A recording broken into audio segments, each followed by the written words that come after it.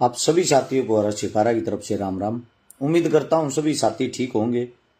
दमल फौजी साहब, राम राम फौजी साहब। कई दिन हो लिए बातचीत करे, को प्लान बनाओ, को बढ़िया ही मदद करते हैं, मिलते हैं जल्दी।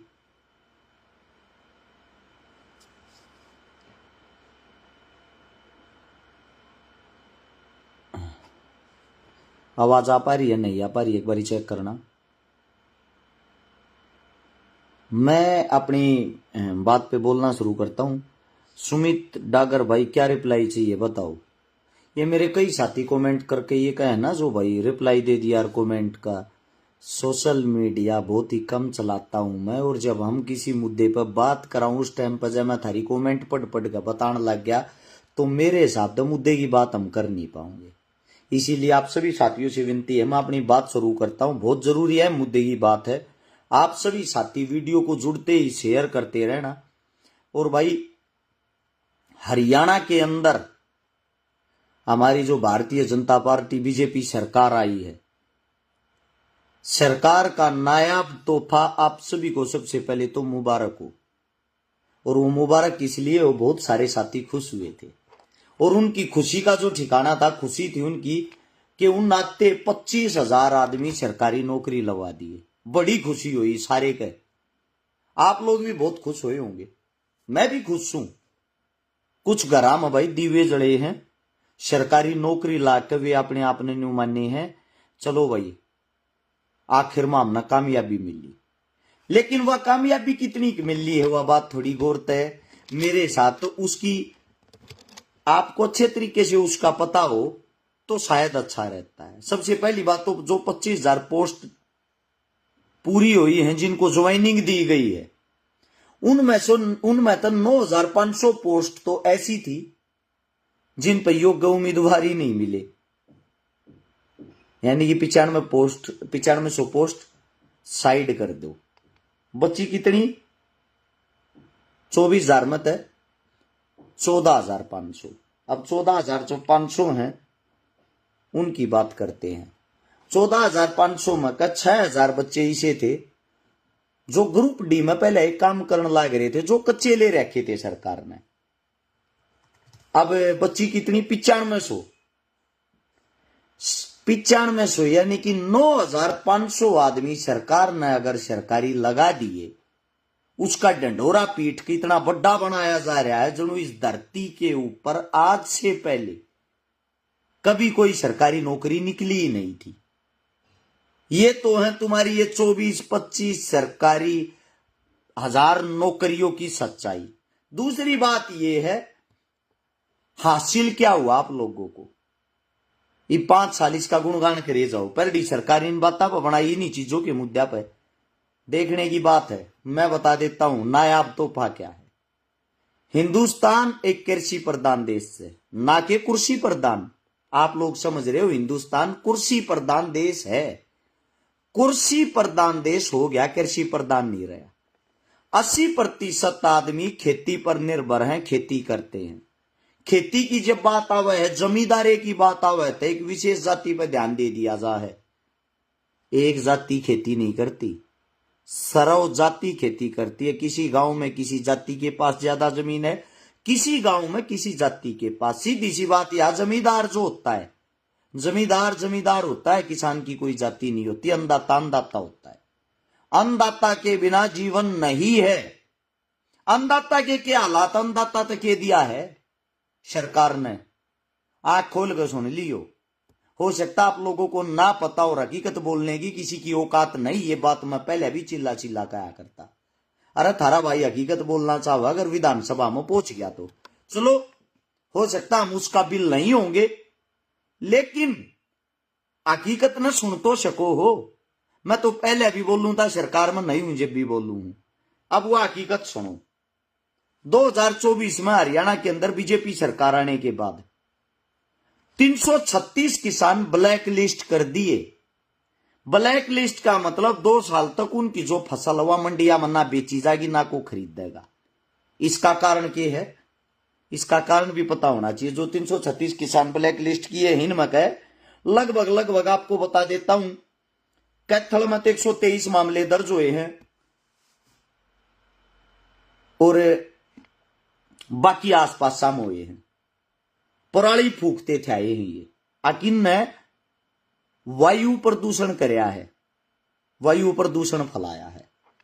अगर 364 दिन किसान इस देश को हरियाली देता है और एक दिन उसने 365 दिन नामक एक दिन उसने वायु प्रदूषण कर दिया, कौन सी उसे वातावरण के अंदर प्रदूषण में उसका कितना प्रतिशत हिस्सा हो गया? ये इतनी बड़ी बड़ी फैक्ट्रियां हैं, कंपनियां हैं, इतने व्हीकल चलते हैं, क्या कभी उन फैक्ट्रियों पे भी कोई आप लोगों ने कोई ब्लैक लिस्ट किया, मुकदमा दर्ज किया है? सरकार से पूछना चाहता हूं, किया है क्या आज तक? है किसान जो पराली फूकता उस पराली के लाभ भी हैं।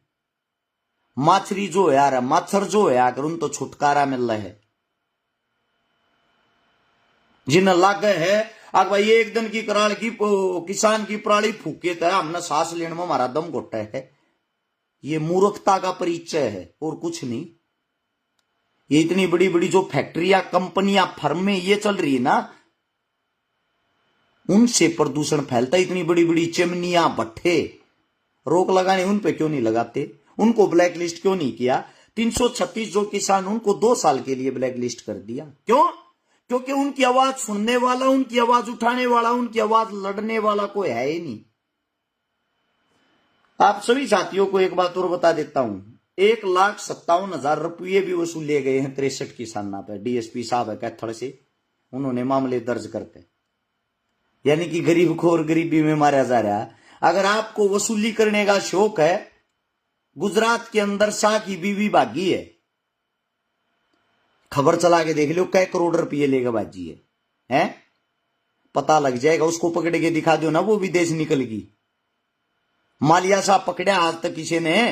ये बड़े बड़े घोटाले करके थी, इतनी बड़ी रकम लेकर भाज जाओ, उनको पकड़ने वाला कोई नहीं। वाहन व्हीकल कितना है प्रदूषण देता हो, कितना है? एक 100 रुपया की पर्ची बनेगी, उस समय उसका प्रदूषण बंद हो जाए बिना चेक करे। क्या कभी उस पे मुकदमा दर्ज होया है? सबसे बड़ी बात, किसानों के साथ अन्याय, दोबारा फिर से लाठीचार्ज। देखो किसानों की दुर्दशा देखो।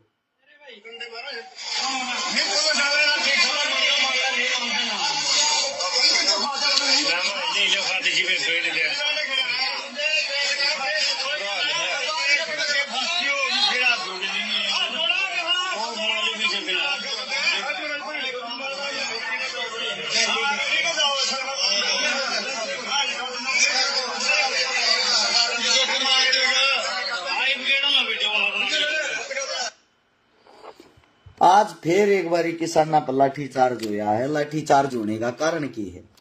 उचाना के अंदर डीएपी खाद लेने किसान गए थे, लाइन में लाए गिरे थे। काली बाजारी सरकारी सिस्टम के तहत जो डीएपी की बिजली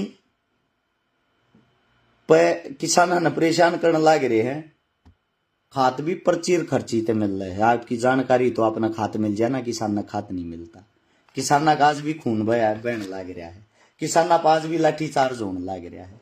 मैं उन सभी साथियों से आज एक बात पूछना चाहता हूं, जो बीजेपी का झंडा ठा रहे थे या अन्य पार्टियों का झंडा ठा रहे थे, कड़े चले गए भाई थारी वे? जिन जिन तुम वोट दो थे, थारे वे रक्षक अब इस टाइम पे कहां चले गए?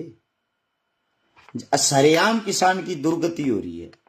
अगर कोई भाई राजी हो रहा हो बीजेपी सरकार आएगी, बीजेपी यो कर देगी, उस टाइम पर जब हम वोट मांगने जा रहे थे, हमारे पे एक ठप्पा मार रखा था, तो बीजेपी ने ठा रखे हैं। वो यार सरकार सबसे पहले इसी सरकार के खिलाफ उन्हीं मुद्दों पे बात कर रहा है जिन मुद्दों पे बातें करने की तुम्हारे नेताओं की औकात नहीं है। मैं आप सभी साथियों से एक बात पूछना चाहता हूं, जब किसान ही नहीं रहेगा, अन्नदाता ही नहीं रहेगा, रोटी कहां से आएगी, अन्न कहां से आएगा? देश को चलाने वाले को पीटा जा रहा है, अन्नदाता की दुर्गति हो रही है।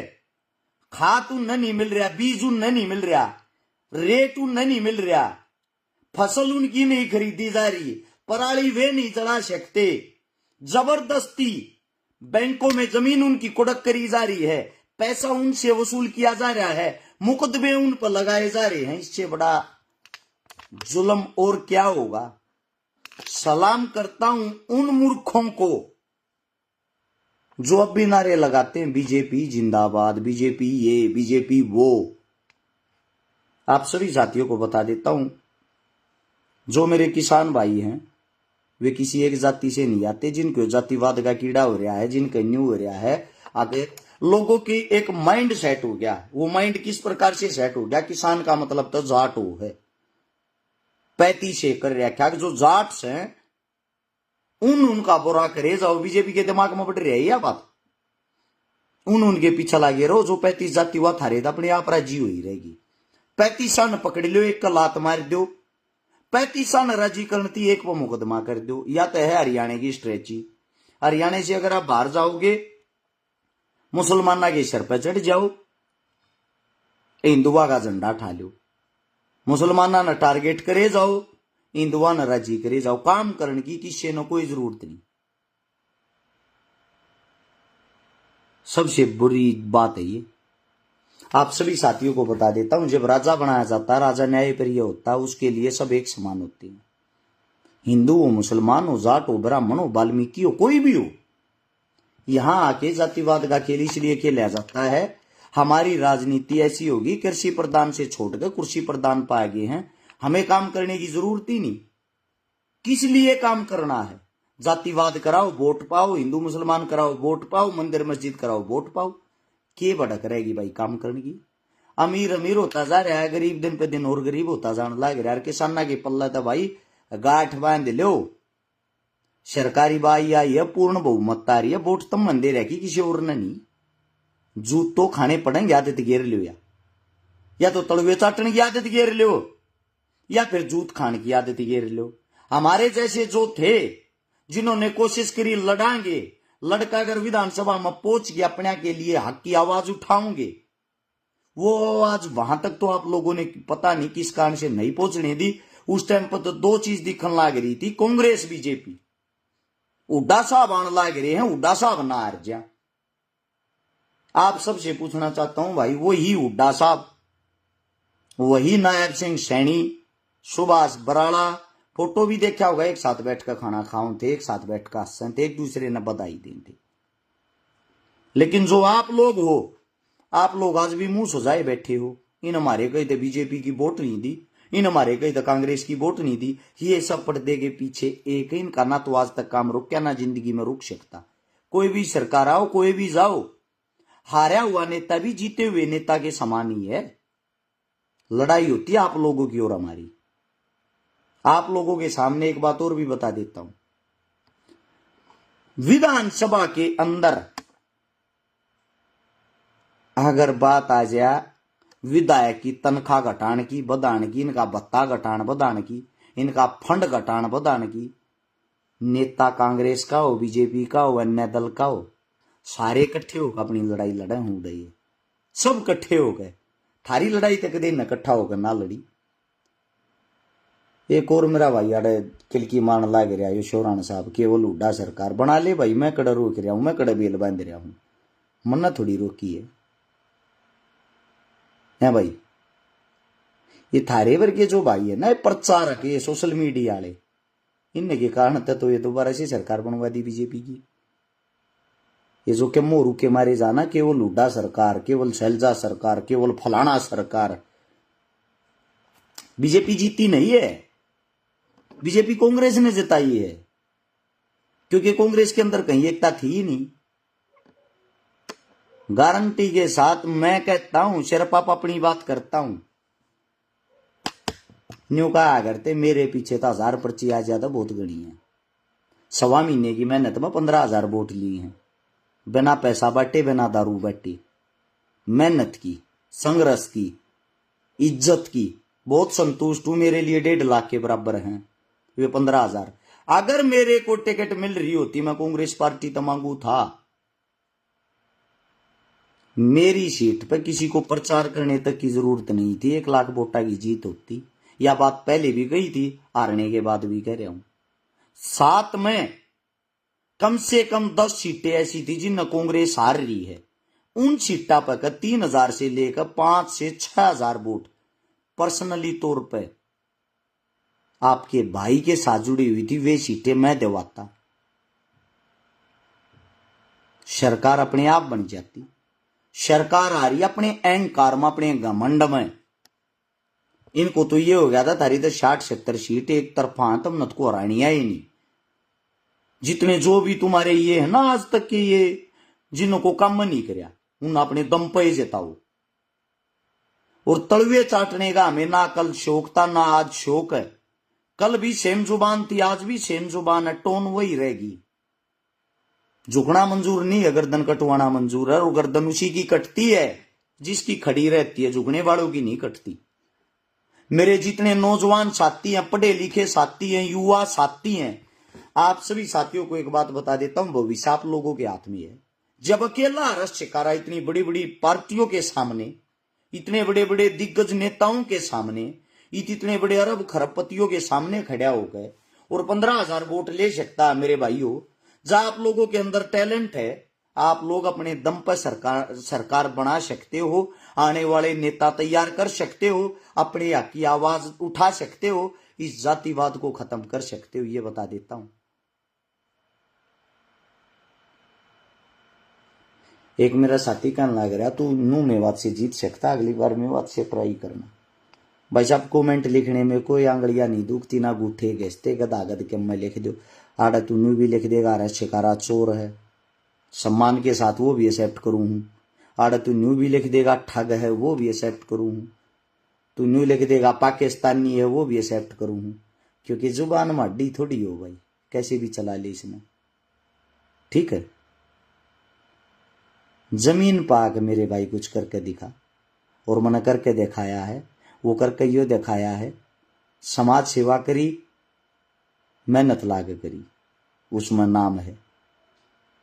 राजनीति करी, बड़े बड़े के छक्के छुटा दिए, जिन्हें न्यू कहा करते हो तो जिंदगी में हार नहीं सकता, वो अपने घर बैठा दिया। भले ही मैं ना जीत्या हूं, लेकिन 15,000 वोट तेरे अच्छे अच्छे जिन्हें 20-20 साल की जिनका राजनीतिक कैरियर हो गया, निर्दलीय उन लड़ा दिए, उनका ना आती 1.25 महीने में आई है, तो यो मेरे काम का इनाम है। इस जो न्यू कहा करते गांव में मेंबर भी ना बने, न्यू ना बने, 100 पर्ची भी ना है, 200 भी ना है, ये विर्क भाई ना कही बात बिला उड़ा का मैच फिक्स था भाई। राजनीति है भाई कुछ भी किंतु परंतु हो सकता है। मैं इतना बड़ा राजनेता तो नहीं हूं कि मैं ये बात कह सकूं, लेकिन मैं आप सबको एक बात जरूर बता सकता हूं, और वो बात ये है, अपने हक के लिए लड़ना सीख लो, बिना रोए माँ भी चूची नहीं पे आ रहा, दूध नहीं दिया रहा। और किसानों की इससे भी बुरी हालत होनी, किसानों आप लोग तैयार रहना। उसका कारण ये है क्योंकि आप लोगों ने अपने बच्चों पे यकीन नहीं किया, अपने बीच में से कोई नेता तैयार नहीं कराया, किसी भी नेता को चुन के आप लोगों ने विधानसभा तक नहीं पहुंचाया जो आप लोगों की आवाज उठा सके। या तो आप लोगों ने वे घसे पिटे नेता उड़ा पहुंचाए हैं जो आज तक बिना मांगे जिन वोट मिल ली है, या आप लोगों ने उड़े वे नेता पहुंचाए हैं जो विपक्ष की भूमिका निभाते हैं। सत्यता के साथ ना तो पहले कोई नेता ऐसा था जो आप लोगों के लिए लड़ सके, अगर ऐसा होता तो शायद आप लोगों की दुर्गति नहीं होती। और आज भी आप लोगों ने पाया कुछ नहीं, खोया खोया है। शर्म और दुर्भाग्य की बात है, कृषि प्रधान देश होने के बाद जो मेरे किसान साथी हैं वे हर हलके से, हर जिले से अपने बच्चों को तैयार नहीं कर रहे, अपने बच्चों के भविष्य को नहीं देख रहे, अपने अंदर से ऐसा नेता तैयार नहीं कर सके जो विधानसभा में जाके आप लोगों की लड़ाई लड़ सके, आप लोगों की आवाज उठा सके, आप लोगों की मजबूती बन सके। मेरे लिए दुख की बात है।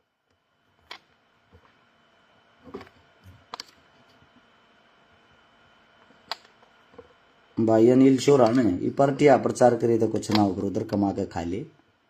तू किसान है, अरे या बात ना लिखे जो लिखन लाग रहा है, ठीक है, कमा के खा ले, कुछ ना दे प्रचारा मीप तक कड़ पड़ी है लोग नींद की, फेरा लिया इनके झंडे ठाक तू है भाई। चलो आप लोगों को इतना ही कहना चाहूंगा, स्वस्थ रहो, 5-7 दिन बाहर घूमने के लिए गया था, कुछ जड़ी बूटियों के बारे में बात करने गया था, अपने घर आ लिए। हाँ, समाज के बीच में, हाँ, मेरे लायक जिस साथी को, जिस भाई को जो भी मदद, जो भी हेल्प लग गए, जो भी चीज लग गए, जड़ा तुम लट खाते हुए थारी गैल खिड़ा होगा लट खानी, मैं तैयार पाऊंगा। बात जायज हो, मुद्दा जायज हो। सभी साथियों ने एक बार फिर से राम राम। नई सरकार बनने की बधाई, आप लोगों ने बनाई उसकी भी बधाई। अपना काम मेहनत संघर्ष करना पहले भी था, आज भी है, वो आगे भी रहेगा। धन्यवाद आप सबका। जय हिंद, जय भारत, जय भगत, जय भीम।